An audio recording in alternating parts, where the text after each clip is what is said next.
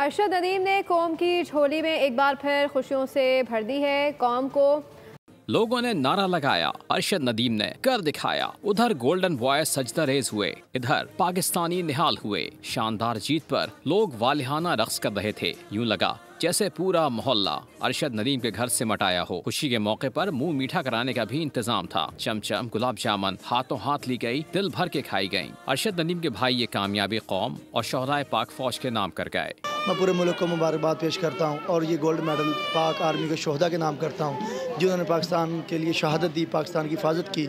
इसी तरह हमारे भाई ने एक अच्छी तरह करके पाकिस्तान का नाम रोशन किया। मारूफ एथलीट के छोटे भाई ने भी कौम को मुबारकबाद दी। अरशद भाई का माशाल्लाह फाइनल मैच था जिनमें अरशद भाई ने एक अच्छी थ्रो फेंकी है, 86 कुछ पॉइंट फेंक के पाकिस्तान का नाम बुलंद कर दिया है। हमारा वहाँ झंडा लहराना हमारे लिए बहुत एक एजाज़ की बात है।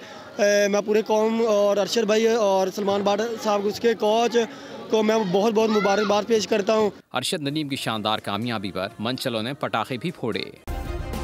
सब्सक्राइब करें और बेल दबाएं ताकि कोई खबर रह न जाए।